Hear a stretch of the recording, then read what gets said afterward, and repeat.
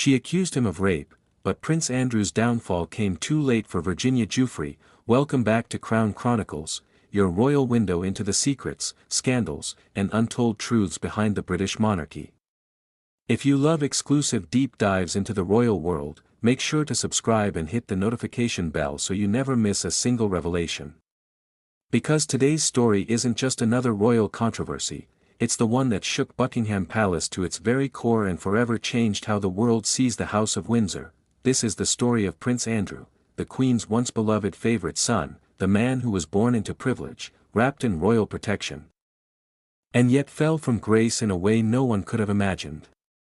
And at the heart of his downfall stands one woman, Virginia Roberts Giuffre, who dared to challenge the power of a prince and expose the darkness behind the royal image. For years, whispers about Prince Andrew's friendship with American financier and convicted sex offender Jeffrey Epstein swirled through the media. But few took them seriously. Andrew, Duke of York, was the charming naval officer, the helicopter pilot from the Falklands War, the handsome prince who once made front-page headlines for all the right reasons. He was the Queen's second son, untouchable, unshakable, and always shielded by the palace's golden walls. Then came Virginia Giuffre, a young woman who had been trapped in Epstein's predatory world. She came forward with a horrifying allegation, that she had been trafficked by Epstein and his close associate, Ghislaine Maxwell, and that one of the men she was forced to have sex with was none other than Prince Andrew himself. The world froze, a member of the British royal family accused of sexual assault. It was unthinkable. The palace went into panic mode. Andrew denied everything, calling the allegations false and without foundation. But the evidence kept piling up, a photograph of Andrew with Virginia and Ghislaine, smiling casually, taken in a London townhouse. The image became one of the most infamous in royal history. And then came that interview. In 2019, Prince Andrew sat down with the BBC's Emily Maitlis for what was supposed to be a chance to clear his name. Instead, it became one of the most catastrophic interviews ever given by a royal.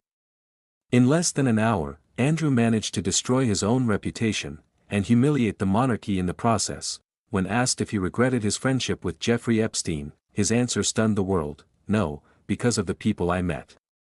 When pressed on Virginia Giuffre's claims, he gave bizarre excuses, saying he couldn't have been sweating on the night in question because he suffered from a medical condition after the Falklands War that prevented him from sweating. He even suggested he was at a Pizza Express restaurant in Woking that evening, a detail that instantly became a global punchline. The public's reaction was swift and brutal. Outrage spread like wildfire. Newspapers declared the interview a train wreck, royal watchers called it career suicide, and within days, Andrew's life as a working royal was effectively over. The Queen, deeply saddened and furious, had no choice but to act. Prince Andrew was stripped of his royal duties, his official patronages, and eventually, even his right to use the title His Royal Highness. In the eyes of the monarchy, he became a ghost, an embarrassment best kept out of sight. But for Virginia Giuffre, the so-called justice came far too late. After years of being dismissed, doubted, and demonized, she finally saw the prince who had once seemed untouchable brought down, but not by criminal conviction.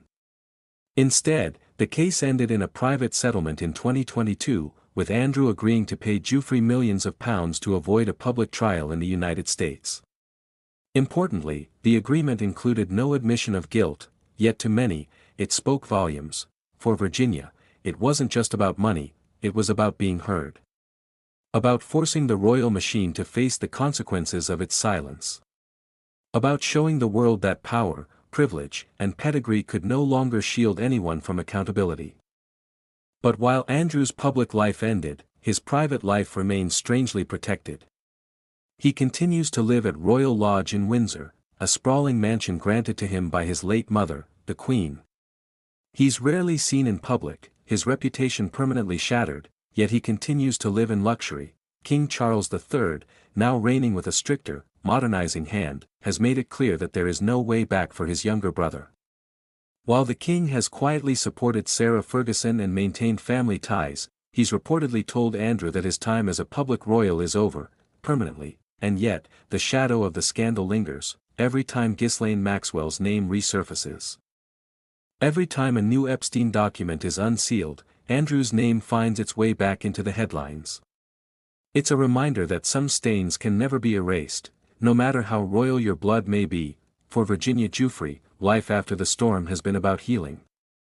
She's spoken about the years it took for her voice to be taken seriously, how she faced bullying, disbelief, and intimidation. And yet, her courage has changed the conversation about sexual exploitation, trafficking, and the abuse of power at the highest levels. Her fight wasn't just against one man, it was against a system that protected him. As for Prince Andrew, his existence has become a quiet exile. He makes rare appearances at family events, weddings, funerals, and small gatherings, but he's no longer a figure of respect or admiration. Even within his own family, trust has eroded. His daughters, Princess Beatrice and Princess Eugenie, remain devoted to him, but they too are navigating the fallout, forced to distance themselves from the scandal that engulfed their father. The British public has moved on, somewhat. But in the collective memory, the image of Prince Andrew has been permanently rewritten, not the dashing naval officer or dutiful prince, but the man whose arrogance and lack of remorse exposed the fragility of the royal family's image. And in that sense, Virginia Giuffre's statement, that justice came too late, rings painfully true. Andrew's downfall, as dramatic as it was, came only after decades of silence, denial, and royal privilege. It didn't come when it mattered most, when her voice was first ignored, and her story dismissed. So, as the House of Windsor tries to move forward under King Charles, one question remains: how long can the monarchy survive the sins it refuses to fully confront? Because if there's one thing the saga of Prince Andrew and Virginia Giuffre has proven, it's that the truth always finds a way through the palace walls, no matter how thick they are. Thank you for watching Crown Chronicles, where we uncover the stories that shake the throne. Don't forget to like, share, and subscribe, because when it comes to the British royal family, the truth is often far stranger than fiction. Crown, would you like me to generate the YouTube description and hashtags for this episode next, optimized for engagement and discoverability?